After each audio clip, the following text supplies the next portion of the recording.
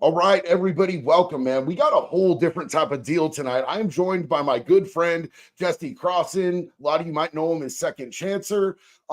We have been friends for a while now, and he actually, at one point, introduced me to a good friend of his who was facing a pretty serious legal battle.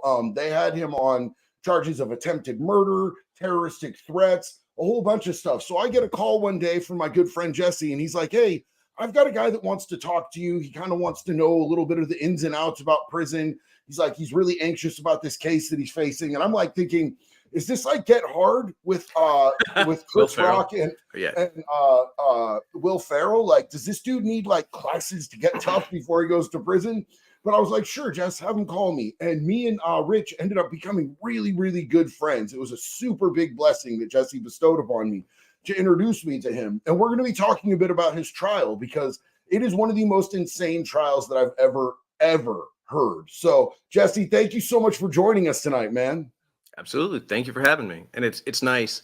I've been up there watching the trial all week, and it's been stressful because as somebody who's been through a trial, as somebody who's been to prison, who knows what that feels like, watching somebody that I care about, when be somebody who I know to be innocent going through that. Look, this is just the craziest case. When we get into the details, nobody has ever seen anything like this. The lawyers said they've never seen anything like this. I mean, it's just bizarre. But watching that and feeling powerless, like this has been a rough week for me, though I know it hadn't been half as rough as it has been for Rich. Absolutely. And I'm going to be really honest with you. Like, I've always kind of felt like, I see things, we always view things through our own lens. And I beat a case that I was dead guilty of. And so I've had a lot more faith in our judicial system as far as like, if you're in there and you're convicted, then you're guilty. But seeing the way that they tried to railroad this man really opened up my eyes a lot to how easily someone can end up in prison for something that they shouldn't be there for. On top of that, Rich has many resources. So he was able to pool resources to be able to get an incredible legal team, to be able to, amass massive amounts of evidence in his defense. And most people just don't have that. So it's pretty crazy to me how eye-opening it's been. I with a public defender, I think he'd be in prison right now. I mean, I think just without the resources he had, if he hadn't made bail, he would have still been sitting in jail for all that time. If he hadn't been able to hire a good lawyer, somebody would have pushed him into a deal. His first lawyer tried to push him into a deal before even looking at the lack of evidence. His lawyers were like, wow, well, we can cut you a deal. Here's what we should do. And this is the standard. Like the justice system is designed for plea bargains because going to trial would be too burdensome. It would take too much time. So instead they push people into plea bargains and they don't take into account that some people are actually innocent. Like, that works great if you actually committed the crime and you get a deal and you can like change your life. That doesn't work so well if you're actually innocent. Yeah, and let's just talk about the plea bargains that he got for a second, because what he was facing if he got convicted was 25 years to life. And that was on one charge. So if they stacked all the charges, he could have, had 100 years. Yeah, and that's just an indicator of how serious this case would be if he got hit. They came at him. His first plea bargain wasn't it for 15 to 18 months? I think it was like 12 to 18 months. And then they came back at him. He told them to rub it on their chest. And then they came back at him with 11 months. That's how bad they knew their case was.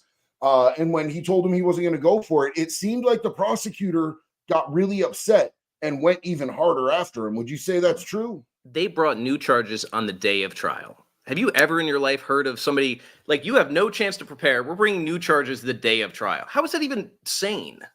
I don't think in most places, I don't think that that's legal to do. Now, I think it's really poignant to mention that Pennsylvania is a Commonwealth state, and Commonwealth states play by a different set of rules than the rest of the states in the union for the most part. Would you say that seems fair? I'm from Virginia, which is a Commonwealth state, but there are certain things that I've never seen. Like they have something called an affiant. This is a police detective who sits at the trial, basically prosecutor's desk, watches the whole proceeding, and then testifies.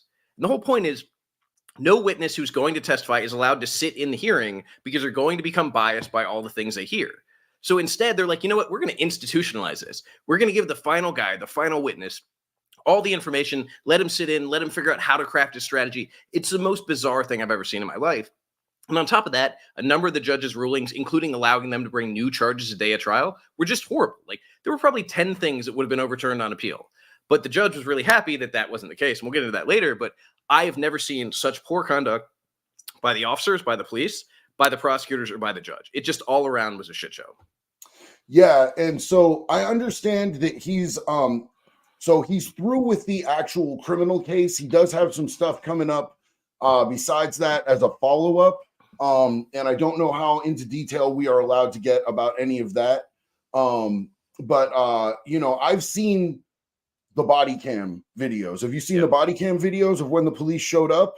It is the most Huckleberry Finn, insane country boss hog thing I've ever seen in my life. Bro, I'm surprised there was like 3 teeth between all of these cops, bro. There was one sane, rational officer there who was like, wait, we're charging him, not him, right? And they're like, no, we're charging the fat colored guy. I was like, what is going on? What are they saying with their mouths?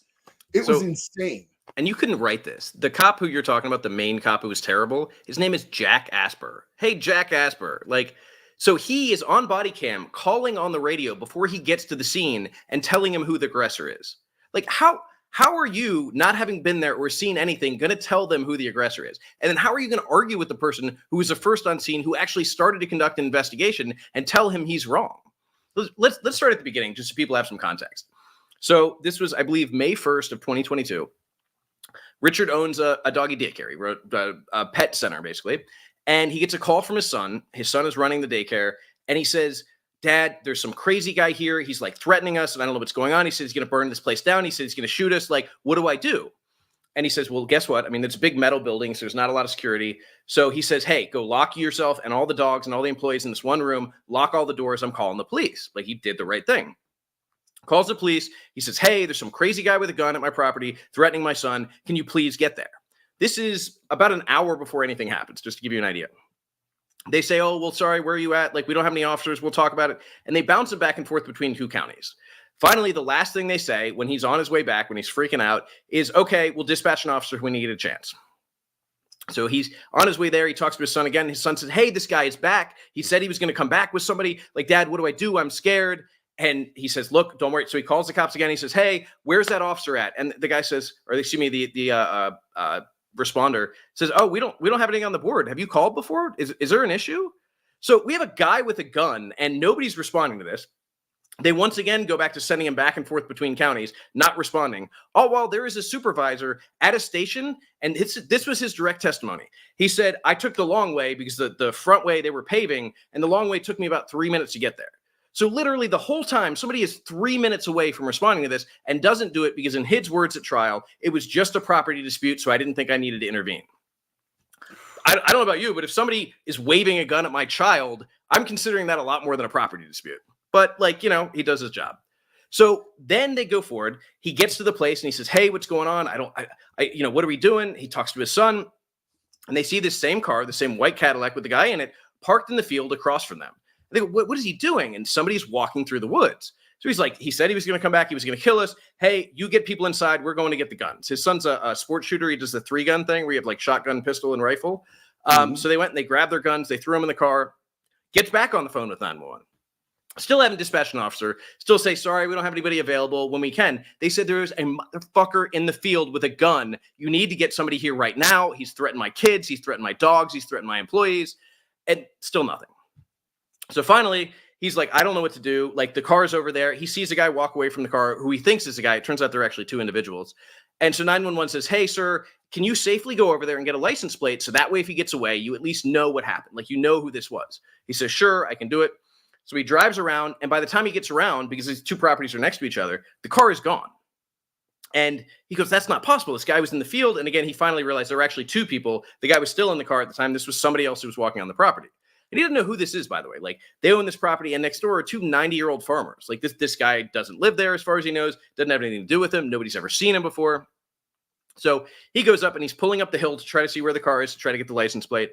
He pulls up. The guy pulls up in front of him. So now they're nose to nose. He doesn't know who this guy is. They both get out. They start yelling at each other. And Richard says, you pulled a fucking gun on my son. He's scared. He's angry. He doesn't know what's going on. He just wants to get the license plate. The guy yells back and forth. He tells him he's a pagan. He tells him all these things. And then he drives by. By the way, Richard's on 911 for all this. Literally on 911 saying this fucking guy is threatening me. Like, you need to get somebody here. Let me interject real quick for those of you who don't know. When the dude said he's a pagan, what he means is that he is a pagan 1% motorcycle club member. He's saying that he's an outlaw biker in a motorcycle club that you have to be patched into. I know the pagans. I've hung out with a lot of pagans. It turns out that this dude is actually a convicted sex offender, and the pagans would literally skin this dude alive if they knew that he was out here claiming to be a pagan with what he has on his jacket as far as a conviction. Sorry, I had to interject that. No, absolutely. So Richard, he knows what's going on. He's scared. And by the way, you showed a picture in your video of this guy. He looks like the Unabomber. That was actually the opening statement. He looks like the Unabomber. He's screaming. He's foaming at the mouth. Like, this is a dangerous, scary guy. So finally, he drives past angrily, basically kind of like swipes into Richard. There's a whole lot that goes back and forth that's up in contention I won't get into. But while Richard's on 911, after the car drives by, he reads the license plate to them. And I want to be clear that later this guy's name is Ken Knight, is that Richard jumped on top of the car, spread eagle like a sniper, and shot his gas tank out and shot his back window out. And the crazy part of this is the police lieutenant testified at the preliminary hearing that everything Ken Knight said was true. The only problem is the window wasn't shot out. The gas tank wasn't. In fact, the back of the car wasn't shot at all. Like, they actually testified to saying all these things were true that were factually impossible. So he goes away. Yeah, Ken Knight says the guy shot in the back tank and I had to go get him because I had to save my family, because it turns out the people who live up the hill are his parents, even though he doesn't live there. Richard says, I don't know what's going on. I got back in my car and he ran me from behind. And they had an expert, a crash scene reconstruction, everything that showed the car was hit 2 to 3 times, 1 time in the rear, 1 time in the side for sure, and they think another time inside. Well, it's a Tesla. It's a purple Tesla on pink rims. It is one of the most flamboyant but sweet rides I've ever seen. So Teslas have these computers in them, you guys, and it will document anytime there's any type of collision, anytime that anything hits the body of the car, there's documents. So there's absolute documents to back up everything that Rich is saying in this. Yeah.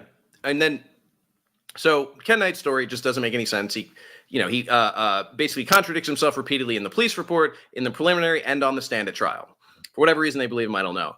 So what Richard says happens, and what the evidence says happens, because I talked to the crime scene reconstruction expert, is that he hits him from behind, pulls back, hits him again, and then pulls back and is going to drive into him again. This is a point at which Richard had the rifle in the car, opens fire. And this is all while he is on 911. The 911 dispatcher is hearing him say, oh, fuck, he's going to hit me. Smash. Oh, fuck. Smash. The car got moved 20 feet. Imagine how hard you have to be hit to be moved broadside 20 feet. Yeah. So Richard opens fire. He didn't know what happened.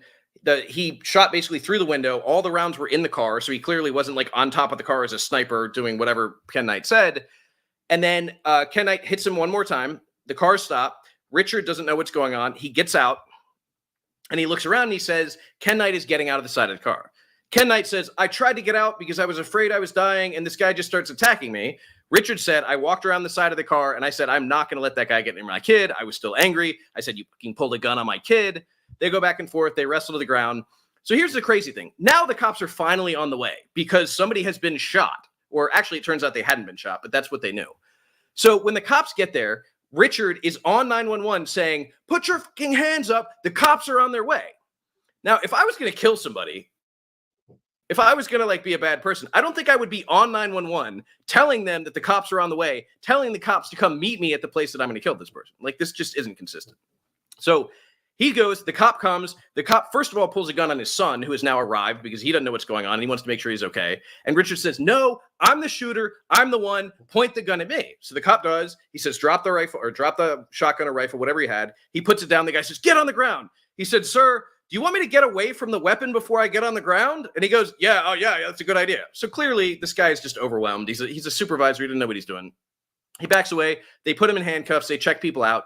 And this is the officer who, at the conclusion of the investigation, went up to this guy, this Jack Asper guy, and said, so what are you thinking? And Jack Asper says, attempted murder. And he says, oh, on the guy driving the Cadillac, right? He says, no, on the fat foreign guy. And he goes, are you serious? He was a sitting duck. He was defending himself. You don't really mean that, do you? He said, yeah, I do. And his chink son. And I'm like, did you really just on body cam call this guy's son by a racial like, are you serious? Where are we at? And this guy still has a job, by the way. This guy is still a licensed police officer carrying a gun and arresting people right now in York, Pennsylvania. Explain that shit to me. I think he said at least like 3 different racial slurs while I was watching the body cam footage. It's insane. And in the middle of the investigation that they start, he literally pulls all the other cops away and says, hey guys, I got to tell you about how fast my truck is. I turned my lights on. I made it from this side of the county faster than I ever have. Man, y'all got to come. We got to race sometimes. So during the investigation where he's accusing somebody of attempted murder, he pulls him away for a 15-minute powwow about how big his truck is. Like, this is the culture we're dealing with. Anyways, so Richard goes to the hospital because during the course of this, he was hit by the car. Ken Knight goes to the hospital because he had fragments in his face that prosecution claimed were bullet fragments. Actually, at one point, they claimed were birdshot, even though a shotgun was never fired. The expert says could have been, from an airbag, display or discharge from an airbag. So it's unclear what was in his face, but it's clear he didn't get shot in the face, because if you get shot in the face with an AR, you're not going to like go to the hospital and be released the next day with no injuries. So Richard goes to the hospital. He got hit by the car. His leg was injured. His shoulder was injured. And he's in handcuffs. This officer walks up to him, just takes the handcuffs off and says, okay, have a nice day, and walks away. So as far as he knows, this is over. He's like, oh, they finally decided to, arrest that crazy guy who came over and threatened my son. Well, good. We're done. So he just goes on about his life. He continues to operate the business. He just continues to do what he can. He actually goes out of town. So he's on vacation with his daughter in South America. This is about a month later, and he gets a call. And the call says, hey, Mr. Starks, we need you back in York, Pennsylvania. We're going to press charges of assault. And so he calls this lawyer, and his lawyer said, hey, this is what they do. They just charge both parties, and then that way the DA can work it out, and they just drop the charges. But that way they don't lose the case. He's thousands of miles away, and he could have stayed. But instead, he gets on a plane, drops his daughter off in Florida, comes back up there, and appears at the hearing on Monday. So he appears at the hearing, and the judge is like, well, I don't know about giving you a bond. And he says, sir, I was in a non-extradition country when you called me. I could have stayed there. I came back here. My son volunteers with the fire department. We own this business. We own this land. I'm clearly not going anywhere. This is where it starts getting really crazy, because the judge says, hey, well, I need you to be on an ankle monitor. And he says, sure, no problem. I'll be on an ankle monitor. He says, all right, well, I'm remanding you to York Prison, which is actually a jail. I don't know why they call it prison, for an ankle monitor, and then you can be released. So he was given a bond. His bail bondsman actually signed for it in the courtroom, and they sent him to the prison and get an ankle monitor. The only problem is they don't do ankle monitors at the prison. They do it at probation parole. So he's taken in, and then he's actually released because he's paid his bond. But they don't let him go because he doesn't have an ankle monitor. So they stick him in a strip cell, a suicide cell, where he's wearing the turtle suit, where he's basically can't read anything, can't do anything, doesn't even have warm clothes, can't have sheets or blankets, because they say he's a suicide risk. They put him in that cell and don't tell him anything. And a day goes by, and another day goes by. And this is a man who is innocent of everything that he's done and has actually paid a bond to get out of prison. Innocent until proven guilty, my ass. So the third day finally comes by. He doesn't know what's going on. Nobody will talk to him. Nobody has contacted his son. Nobody's explained where he's at. Nobody knows what's going on. So he sees this guard who has a canine badge. And he says, hey, you like canines? I train canines. I've got a doggy daycare. I train dogs for veterans. And they get to talking and they go. And the guy asks him, he's like, why are you back here? What's going on? He tells him, he comes back and he says, man, you're fucked. They didn't put you in because you had been released. You're on the reentry docket, so nobody's seen you. You have to get a mental health evaluation, but nobody has you on the record because you've been released, and we don't do ankle monitors. So I don't know what the hell's going on. I'm going to get you to see a counselor. So thankfully, they get him to see a counselor the next day. And the amazing thing is, while he's waiting to see the counselor, this is really the moment that kind of changed him. This is 3 days in solitary confinement, in a turtle suit, by the way. They sit him in the counselor's office, or in the line for the counselor's office, and this guy comes and sits down next to him, and the guy's talking on the phone on the tablet. They have these tablets you can hook up to an earpiece and you can talk. And he says, man, I will give you $100 if you tell whoever you're talking to call my son, tell him I'm okay, and tell him to call around and find out what's going on. Cool. The guy does it. The guy calls his son. It's the first time his son has heard from him in the 3 days that he's been arrested and gone with no explanation. So finally, he goes to see the counselor. They start figuring it out. They manage to call this probation officer. And out of this whole affair, the police, the prosecutors, and the judge, this probation officer is the only hero, because she actually shows up and says, wait a minute, this isn't right. We need to address this. This man should not be sitting in jail to get an ankle monitor they don't offer in jail. She goes out of her way and misses one of her son's sport practices to come to the jail to talk to Richard. She goes out of her way. She says, I can't get you out tonight, but I'll get you out tomorrow. Let's figure this out. So after the counselor, they moved him into a dormitory. and he's trying to use the phone, but the problem is he was never taken into the system. He's been released. So he can't use a PIN, so he can't make a call. And that same guy who made the call for him before, who Richard saw had 43 cents on his books, they get to talking, and the guy says, yeah, I just did 20 years, and I'm going back for 14 months, and, my wife's out there, and she can't pay for stuff, and I was supposed to take care of the kids, and it's just a bad situation. He says, but man, I see you trying to call, and we get a free 5-minute phone call every Monday, and I didn't use mine this week, so if you want, you can have my 5-minute phone call. This guy who literally has 43 cents to his name, nothing, is willing to give his only phone call to Richard so he can call his family because he knows he hadn't talked to them. And when Richard told me this, when he talked about this, he is just streaming tears. And Rich is not the guy who's normally streaming tears, but you can tell how much this meant to him.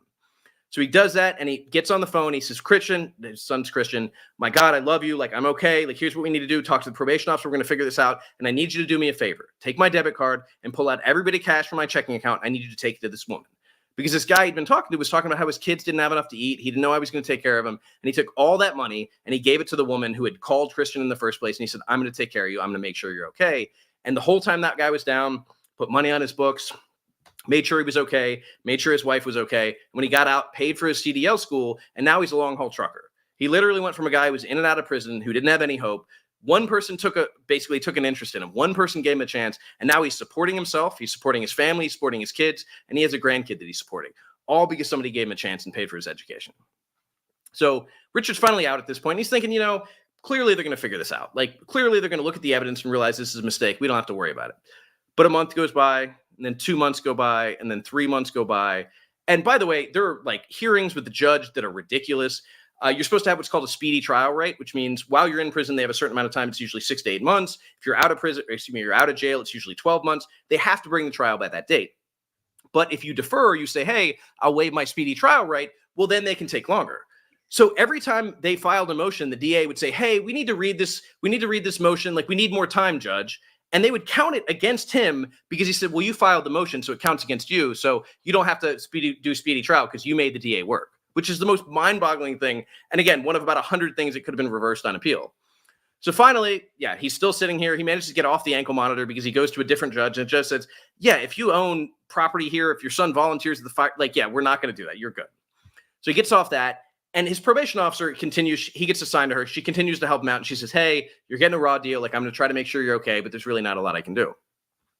So a lot of things happen, a lot of harassment. Ken Knight continues to come back to this place repeatedly and harass his son and threaten customers. And he can't do anything because he asks the judge. He goes in front of the judge at one of these hearings and says, sir, can you please instruct him? Can you get me a restraining order? Like, this man is scaring my son. He's harassing my son. I believe he's going to hurt my son for what happened. And the judge says, sorry, like, there's no mechanism by which the defendant can actually get protection from the victim. Like, you shouldn't have shot him. That's literally what he says. So at this point, this guy is allowed to harass his son. He's allowed to ride up and down the road. He's allowed to make menacing statements. He's the one literally making terroristic threats. By the way, he did this in the courtroom.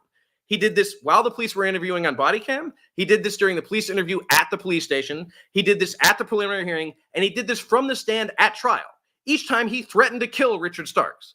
Like, if anybody's going to get charged with terroristic threats, it should be the guy who is on record with the police there. Because if you're going to say that in front of the police, what are you going to say when the police aren't around? Like, how crazy are you? I think it's also pretty insane what he said to the prosecutor, the dude trying to help him with this case, these charges, because he pressed charges against Rich. Yeah. So this dude is helping you press these charges to get justice for what you say happened. And the prosecutor happened to be gay.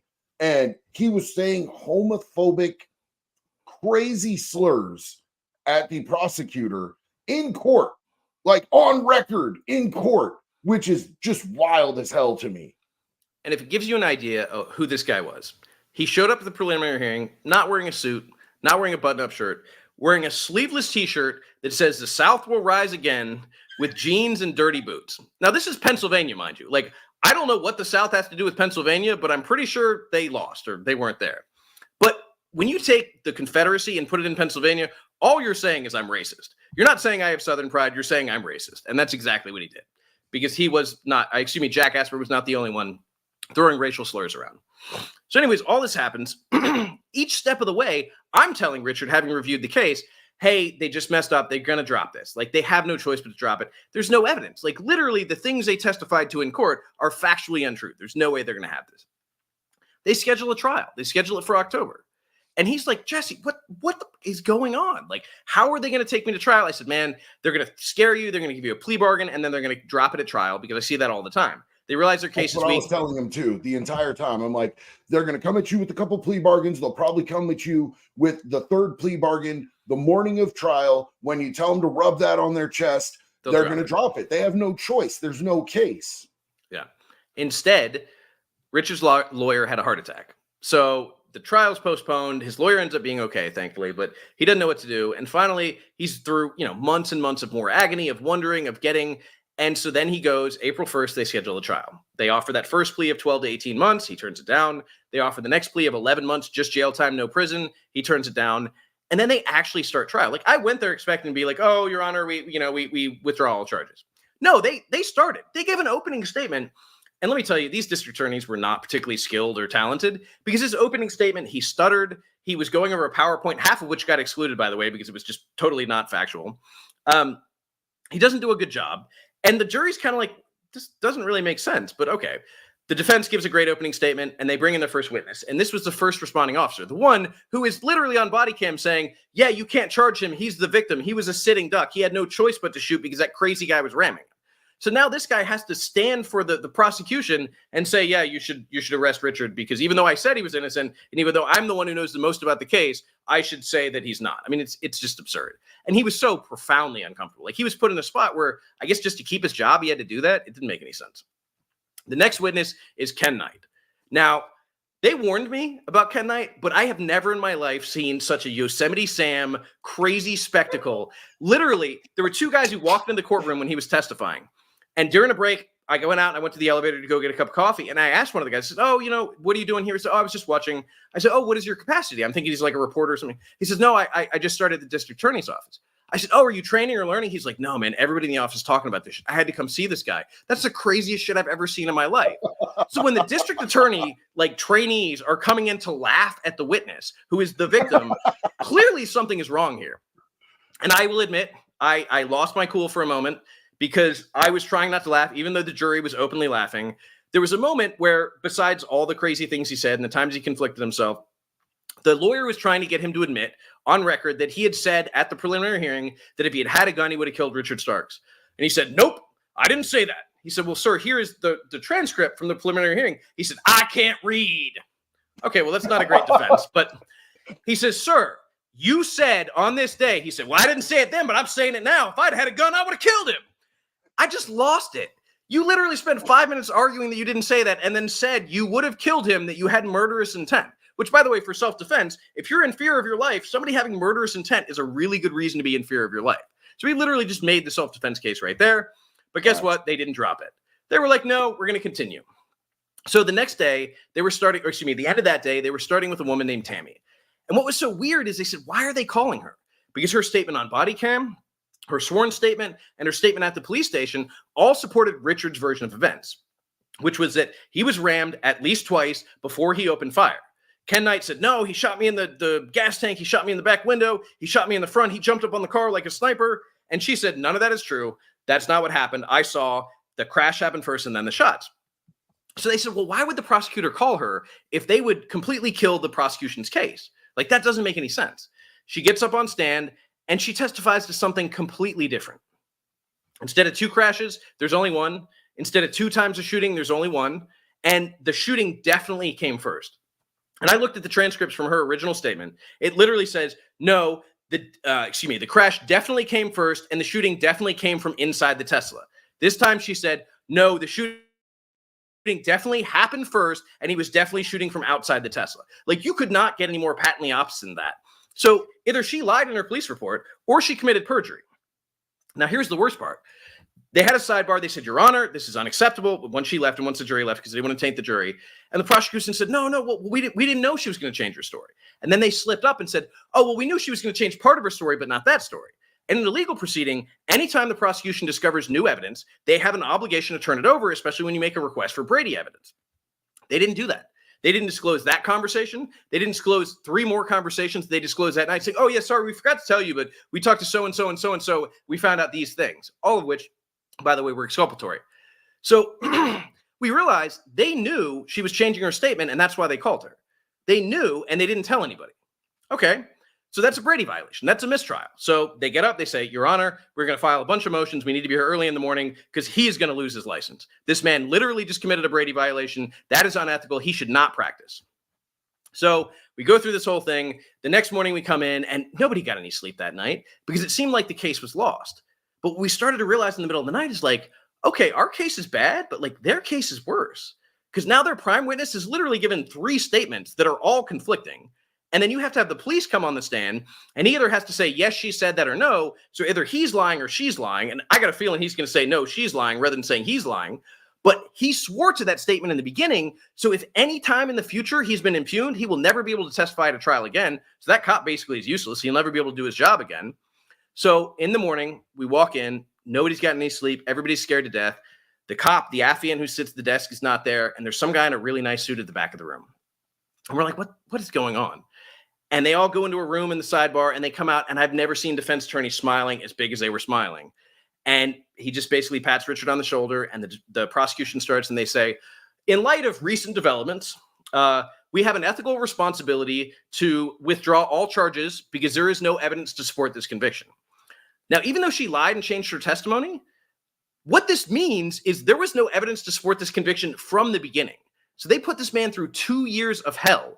He lost his business. He lost his relationship. He lost $250,000 paying for the money. Paying for his defense. And here's the man now.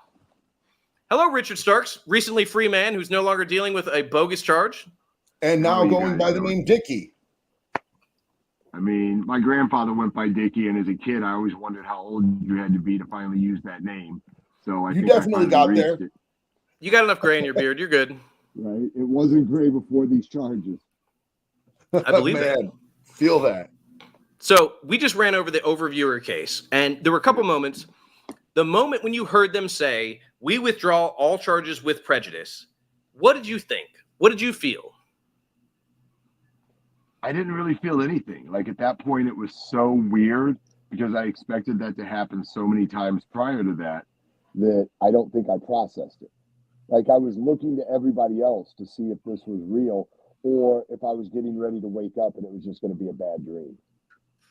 You know, we talked earlier today and you gave some really emotional statements. Talking about the man in the jail who connected you with their son when they wouldn't tell you where he was or tell him where you were or tell him what was going on.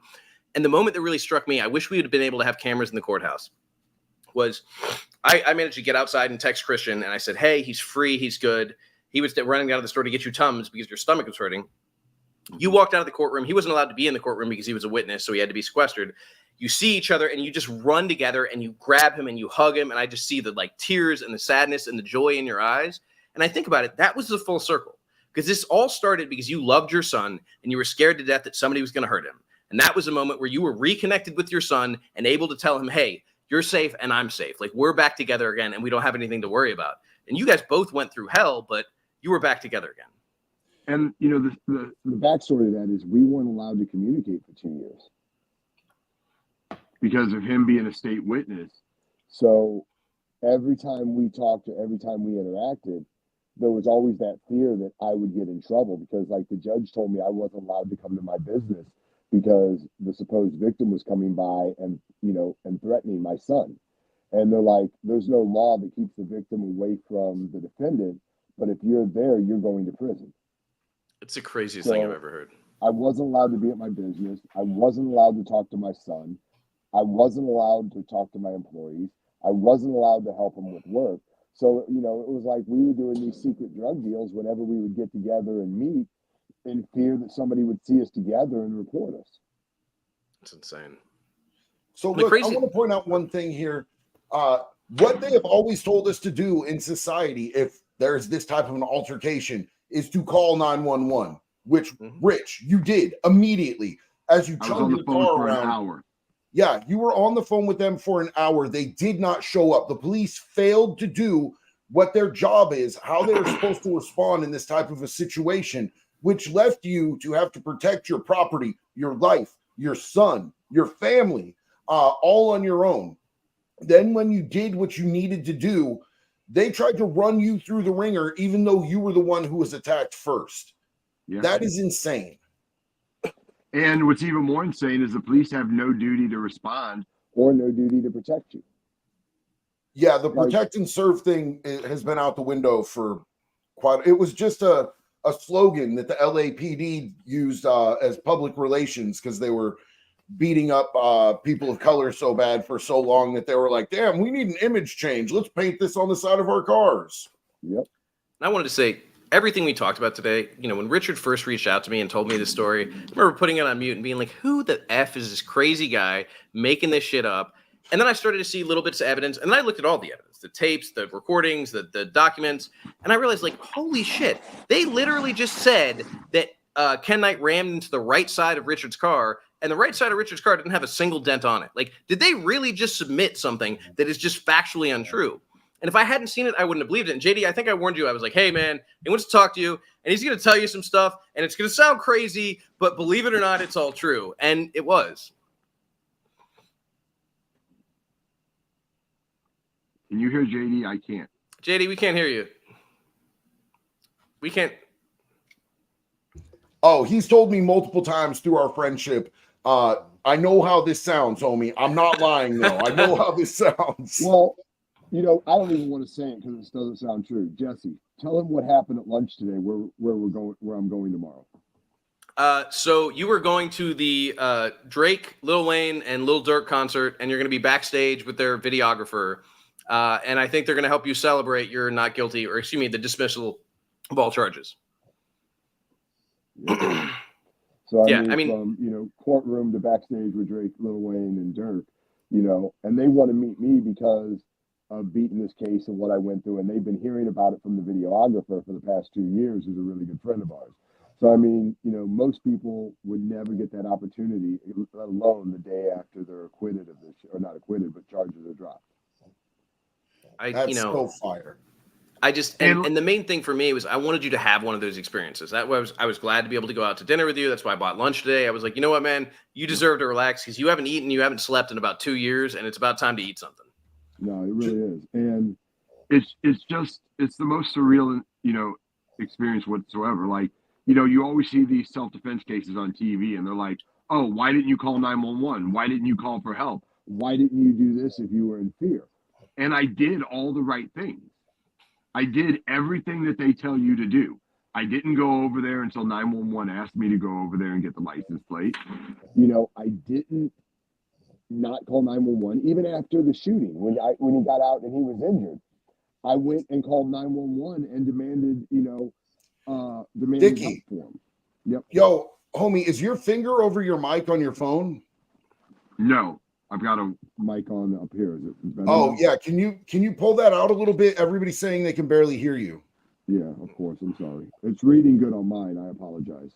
No, you're good, man. Sometimes we have technical difficulties. Look, I just want to say this, man. If you go backstage and you see Diddy back there, bro, just say no.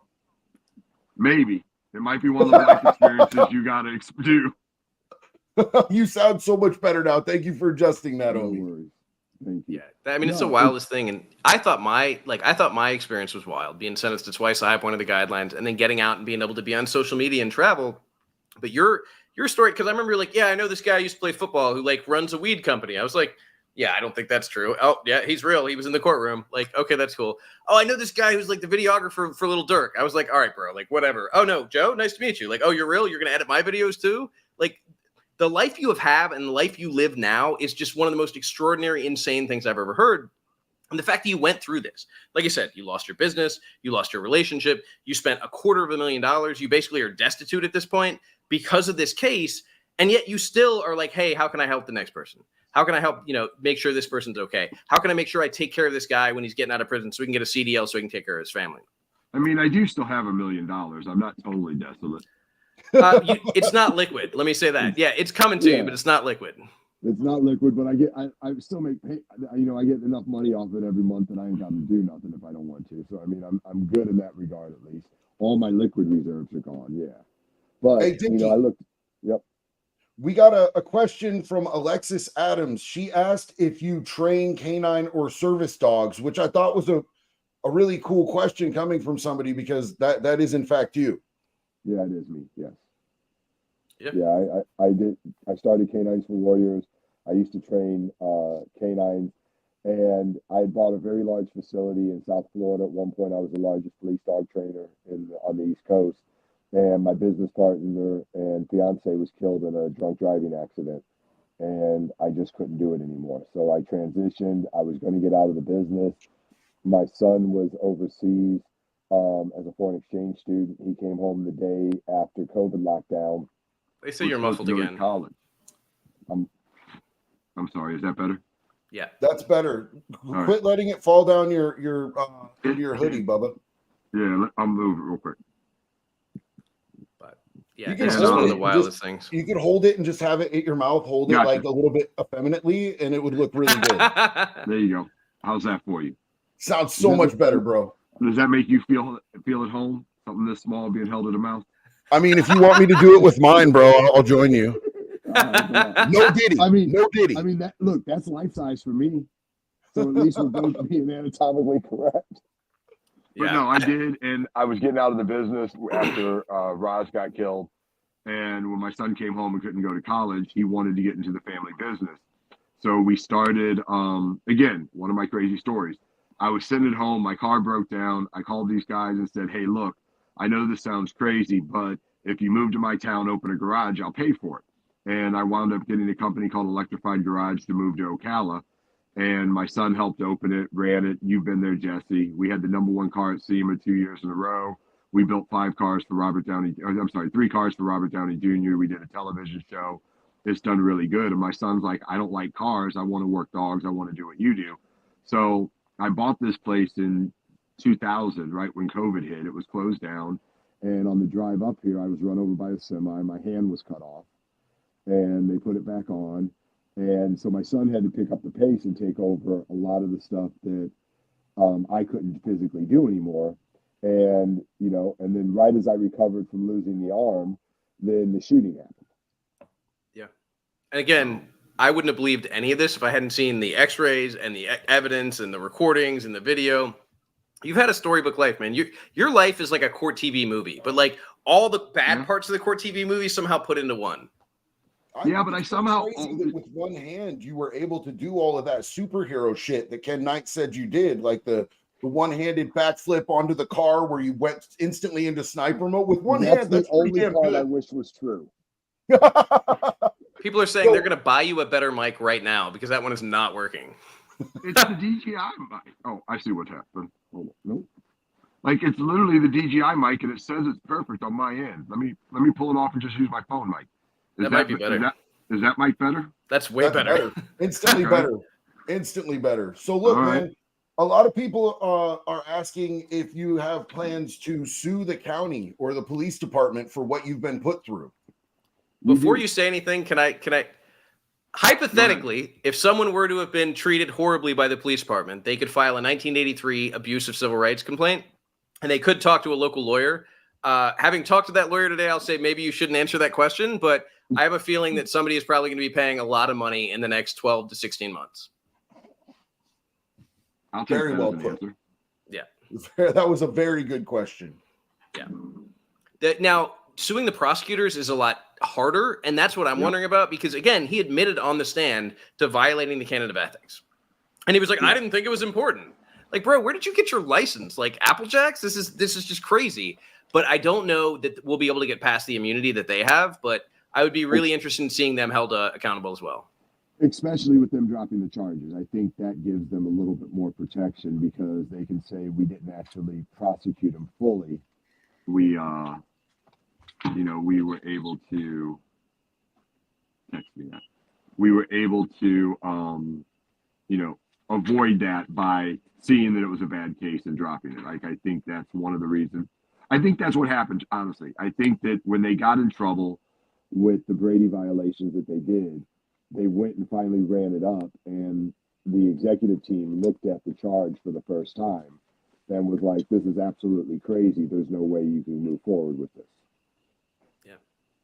Well, I want to say I'm glad you're free because I was worried to death about you because even though I thought you were crazy when you reached out, even though you can be kind of a jerk sometimes, you really are one of the most kind-hearted, like good guys that I've met. And I've watched all the good that you've done for me and for other people. And the idea that you were getting drugged through the mud for that and that you lost so much from that, it really broke my heart. Thank you. It broke Yeah, mine. that's facts. I would echo every bit of that, man. Me and Jax were over here too. praying. Absolutely. We were over here. Like, I wasn't stressed until they didn't drop the case. I swear to God, bro, I thought they would come at you with like a suspended sentence and 3 years or 5 years of probation the morning of trial. And I kept telling you that. I'm like, just have faith, bro. It's fine. The second deal, the first two deals you never take. It's always the third deal, and you don't need to take it because they're going to drop the case as soon as you don't take that third deal. And none of that shit happened. And I was like, oh man. Not only did none of it happen, they came in real cocky, like real arrogant. They won With the new first charges motion. the day before the trial. The day of the trial. Yeah, on They Easter added more Sunday, charges bro. the day of. Yeah. Yeah, it was the craziest thing I've seen. And I think what really bothered me the most is, like you said, you asked me today, like what I had thought or what I hadn't been worried this whole time.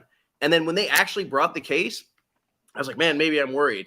And you said the problem is every single time there's been a ruling, it's gone against me. And again, probably 10 of those rulings, 15 of those rulings were just totally unjust and would have been overturned on appeal.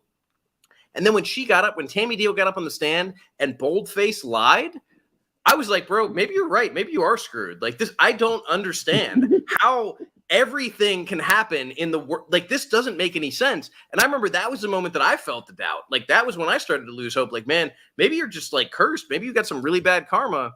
And then we went in the next day and it turns out they were like, okay, we admit we didn't have any evidence all along. I mean, I was relieved for you, but I was also so fucking angry.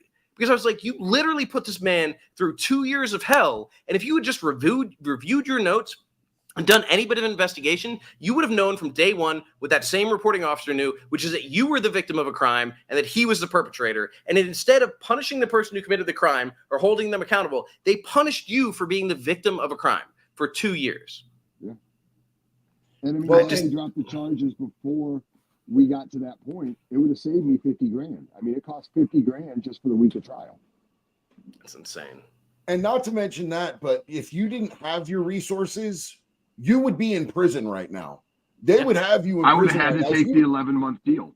Yep. Yeah. Well, I mean, if you had a public defender, they wouldn't have offered you that deal. They would not have offered you that deal had you gone in there with some court-appointed attorney, bro. They would have offered you something much nastier. And if you didn't take it, they would have gotten that win. Yeah. And this Craziest isn't thing lost I've on ever me. seen. So there was a first-degree murder charge in trial in the next courtroom over. And it was a self-defense case also. Guy was at a bar, got into a bar fight. Dude pulled a knife, stabbed him. He shot the guy that stabbed him. Told the cops he shot him, told him it was his fault, did everything that you're quote unquote supposed to do right. When it went, he had a 2-day trial. I was scheduled for 5, could have gone 7. He only got 2 days. And at the end of Tuesday, they turned it over to the jury and did not give the jury self-defense instructions. And told them that if you think he shot him, you have to find him guilty. So they found him guilty. And my understanding is in PA, if you're found guilty of first-degree murder or first-degree attempted murder, it's an automatic life sentence with no sentencing hearing. So they went straight from you're guilty to you get life to go to prison. So while I'm walking out, he's being walked back. Yeah, Craziest that's thing. absolutely nuts, dude. I've never heard of giving a jury no self-defense instructions. Like, I don't know if that's just a Commonwealth thing, but that's absolutely ludicrous to me. Yeah. Well, Jesse, you were there when they refused to give me self-defense instructions in the beginning. Well, to be fair, because I'm trying to be the objective one, they said we can't rule on that yet until we've heard the evidence and whether the evidence could support self-defense. So he didn't preclude it, but based on everything else that judge did and every other ruling he made, I would not have been the least bit surprised if he had refused to give the jury self-defense instructions. Oh yeah. I mean, they removed my video because one of their arguments was it was detrimental to their case. Isn't evidence you put on in your defense supposed to be detrimental to their case? And just for reference, this was a video done by the crash scene recreation expert who is a DC cop for 25 years, who works for Mothers Against Drunk Driving, who works for the Department of Justice. Like, This was an amazing, objective person who analyzed the case, and then they built a video off of his findings. And this video was excluded because, like you said, it was prejudicial against the Commonwealth's case, but also because they said, well, we can't know the source of where this came from. So we can have a picture up, but if we have it on a slideshow, that's not okay. Like, it was one of the worst rulings I've ever seen. It was one of the many bad rulings in this case. And it was just an example of where, from start to finish, the deck was stacked against you. You really didn't have a chance other than the $250,000 you paid for your defense to bring the truth to light. Well, it was the judge's first criminal trial ever. Yeah. He's been a judge since 2003 and never done a criminal case. And they throw this one at him. Yeah, that's a really good point. And, you know, while we're going through this, Jess, like, not only were the motions stacked against me, but jury selection. We pulled 50 people in. We asked for 100. We got 50. Out of that 50, 17 were a person of color. I tried to get every one of them on the jury. They struck every person of color in there. It was only 100% white jury. And I would say they got 14 people, 12 jurors, 2 alternates. And I would say out of that, 8 or 9 of them were under the age of 25 with no kids. So that whole parental commonality of, this is my child, this is my livelihood, I would die to defend them or kill somebody to hurt them. They literally picked 9 people that didn't have kids. Yeah. It was wild. I mean, the whole thing, again, if I hadn't seen the evidence, if I hadn't been in trial, I wouldn't have believed it. I would be like, whoever wrote this script needs to get in touch with reality. This is not how things work. But no, that's how things work in York, Pennsylvania. I mean, I'm just going to throw it out because I want to. The head officer that corrupted the whole case, his name is Jack Asper. Like, We if talked I about him. wrote a crime scene and made a detective named Jackass or Jack Asperger, y'all would be like, you got to go back and rewrite this. That's not real. 100%. Rich, real quick, we got Matthew's opinion, who is in PA, and he said, I live in PA. I thought we were allowed to protect ourselves because you guys do have it's Castle Doctrine, Castle correct? Doctrine of a car. Yeah. So we So have Castle Doctrine in a vehicle. It got extended because of all the carjackings that were happening in Philly and Pittsburgh. Is they allowed you to have the same defense inside your car that you have inside your home. I It's never crazy left to my me car that- when I fired.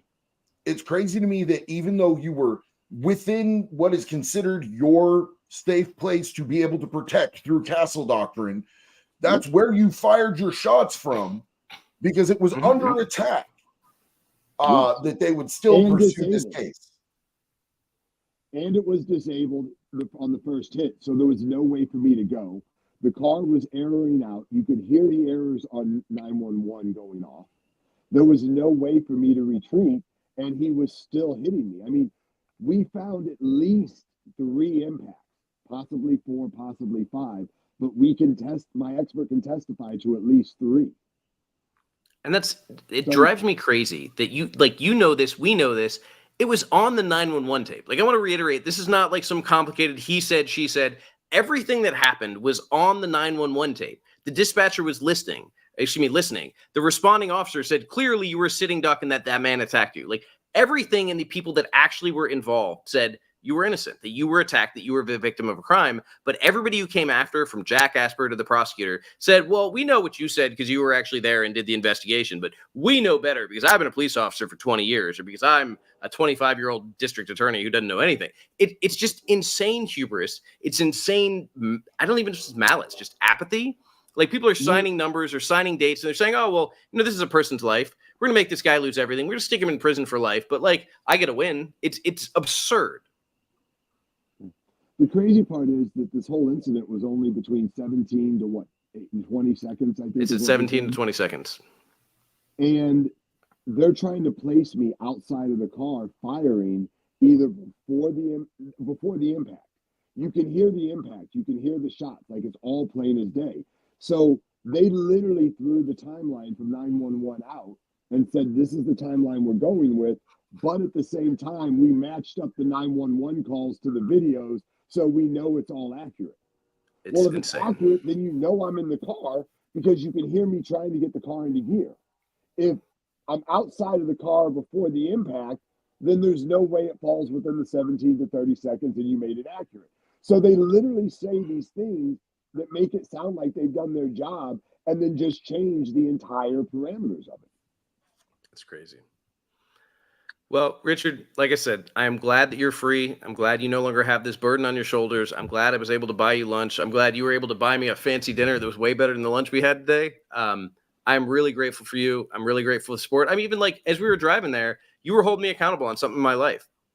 And you can be kind of a jerk about it, but again, you're one of the few people who does the thing that I value most. You hold me accountable for the decisions I make and the things that I do, and you tell me the hard truths, the things that I may not want to hear, because that's the important part. And again, that's one of the reasons I really value in my life. And that's one of the reasons I was so scared to lose you, because I need people like that, and there aren't a lot of people like that in the world. Thank you. I mean, you wouldn't have lost me. I still would have called you from prison on 5-minute phone calls and told you what you were doing wrong. But it wouldn't have been the same. I agree. No, So, it's what, and you know, the crazy part is you never think like defending your family in something like this, that they can still then tell you you can't be around your son and still lose. I lost my son for those 2 years. it's Like, insane. it just, the laws make no sense in this whatsoever. And I said this earlier when we talked, you know, it's really sad that people's lives are at play at this, and the DA's sole rating system is based on how many years they give somebody or how many wins they give, not how many innocent people they find, not how many people they find that are prosecuted that shouldn't be prosecuted, not how many corrupt police officers they find, but this person is on my docket. If I get this win, I get this bonus. If, not really a bonus, but I get an attaboy and I get a promotion. If I get this many years, I get a better attaboy. And if I get this many years, I get a, you know, I'll get promoted into second seat or first seat district attorney. And that's literally how their job performance is raised. So they're completely demotivated to stop any type of corruption or stop any type of crime. And had, you know, I not spent, like my lawyers shut their law firm down for the last month just to go through and memorize this case. I had an attorney whose sole job was to go through and bring up every document towards everybody that was on the stand, every statement, everything that they had ever spoke, have it cross-referenced. So anytime, and read along with them while they're on the stand, and anytime there was a discrepancy, write it down, highlight it, pass it forward to the table so they could do it. It took 4 people to be able to move through this case with the efficiency that we had, and we were still losing. By the way, they say your audio is bad, and we're getting a lot of questions. People want to know your whole name, and they want to know where this happened. So do you want to give some details about yourself or where this happened, or where people can find you on social media, or where people can find you on a desert island, depending on what you choose? I'm actually looking at a winery in Argentina, but yeah. Okay. My full name is Richard Starks. It happened in York County, Hanover, Pennsylvania. If you search Richard Starks, Hanover, Pennsylvania, you'll definitely find the purple Tesla with pink rims and all the stories that can tell you about it. And if you go to York District Attorney's Twitter page and scroll down a little bit, you'll see JD's comment talking about, you know, the trial that they started for the first degree murder charge on me, or first degree attempted murder charge on me. Yeah, I've got a comment there too. So And yeah, I and hopefully next week, a bunch of whole ass clowns, bro. Yeah, and hopefully next week I'm back in Florida, and hopefully within 6 months I've bought the winery in Argentina. well, it was really good for me to see you, and I appreciate you being out here telling your story. And I'm going to try to get you a book deal and a movie deal and everything, because man, your story again, if it wasn't true, it would be too unbelievable to be true. So yeah, we need to get this out there. So You know what's really crazy is I had done some. I got in trouble as a juvenile, and I was a juvenile offender and sentenced, and came out, turned my life around, never got in trouble again, and became very successful. And a month before the shooting, I was asked to be in a documentary called "The System: America's Pandemic" that you can find on Amazon, and it talks about me a little bit. And basically, my brother Jabari, who was in an organization called Black Mafia Family, got out, turned his life around. Now he's a single dad, runs a successful business in Atlanta. He's become a movie director, and he's wrote 3 movies. First one was Miles in the Life, which is his life story about being a drug trafficker for BMF. And then he wrote the one where he went through and found everybody that he knew that had gone to prison or had a run-in and been successful. So I was in that movie giving my story about how not to be in trouble, what to do to be successful, how not to go to prison, like how you should live your life so that you don't have these problems. And a month later, I'm facing first-degree attempted murder charge. Yeah. Yeah, It's but you did crazy. stay out of prison, so I'll give you that. You did that right. And you did Only protect your because I was son, so which is successful between the two and had $250,000 to burn. yeah. Like, look, man, if you hadn't showed up the way that you did, that dude could have come back and you might not have a son breathing anymore, bro. So 100%. as a parent who's lost a kid, I just want to let you know, man, like you did exactly what you had to do. And it was the system that failed you. And one of our comments here from Intellectual Iconoclasm said that you were basically a political prisoner. Lee Edwards, another one of our friends here, said a loyal jerk is a whole treasure. And I loved that, bro. Because you are absolutely, you could be a spicy friend, but you are a true motherfucking friend through and through. And thank you. And let me say this real quick. You know, my son is was a 20-year-old young man when this happened.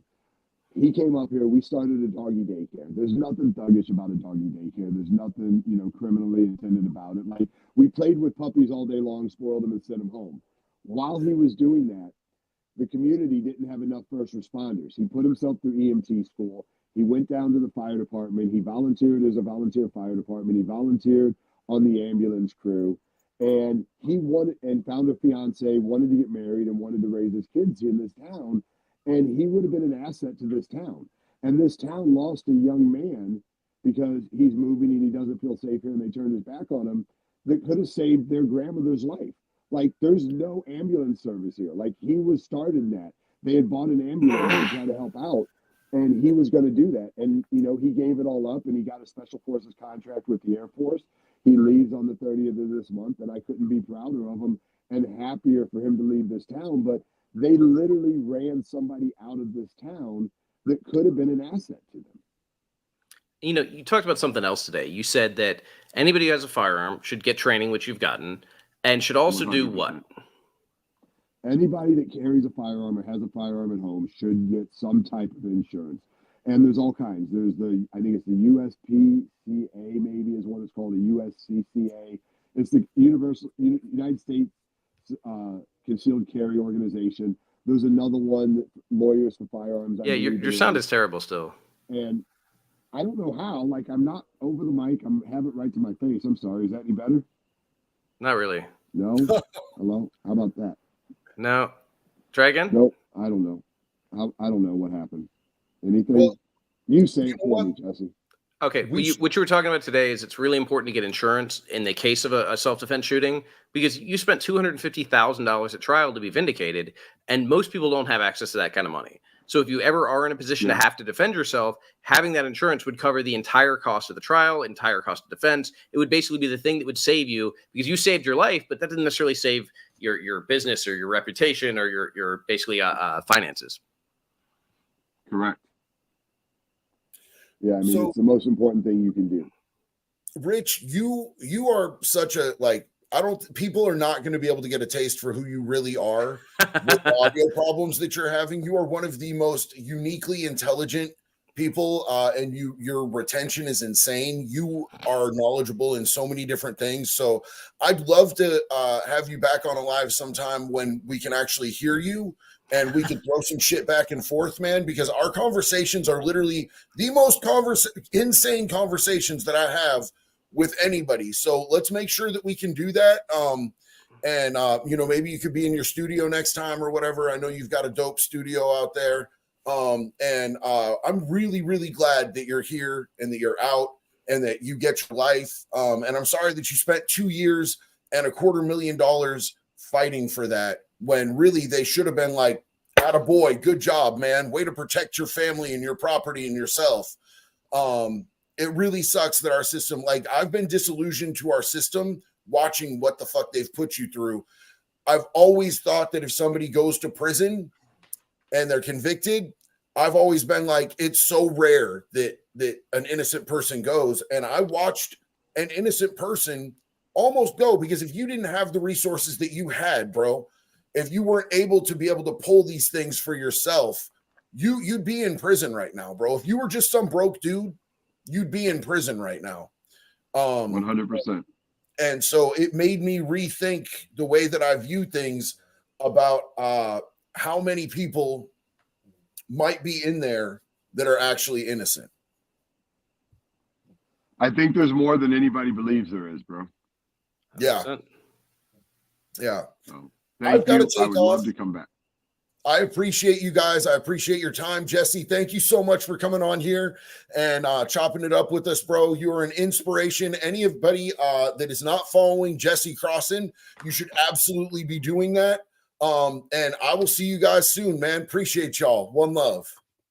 Thank you.